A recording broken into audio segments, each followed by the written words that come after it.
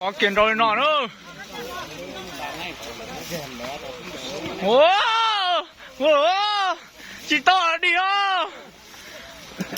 To nghe bé tuần đéo à, nghe bé tuần đéo.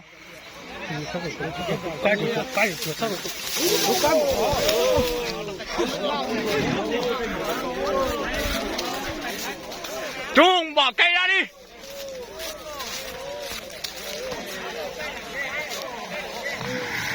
Đâu kia nọ nữa. Chạy. Giờ chỉ luôn này. Chạy. Chỉ lô của chị khía đi à.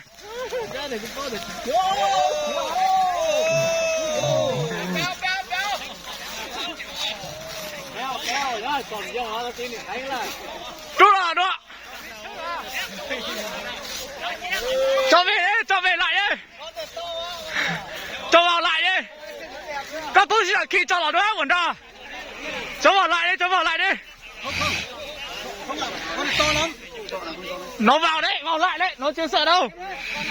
Vào lại rồi đấy. Vào lại đi. Chắc là biết tỏ thế bia. Chú làm gì à? Ở đây có nghe à? Kia, tránh nha.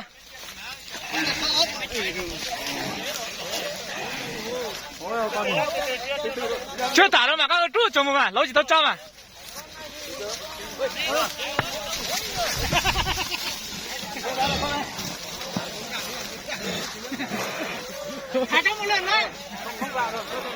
Ôi con kia đâu rồi? Chỉnh trái á. Má ơi. Con kia rất là la đời, cho mà chạy mình trong đi.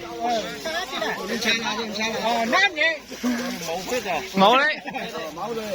Vào khả năng nó vào mới đấy con này à. Nãy phải vào cho vào tốt nó mới đứng. Vô thế này nó không sợ. Giờ nó đủ lắm rồi.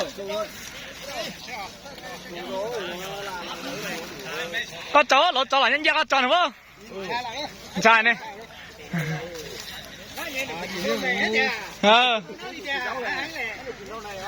Chưa chả nữa.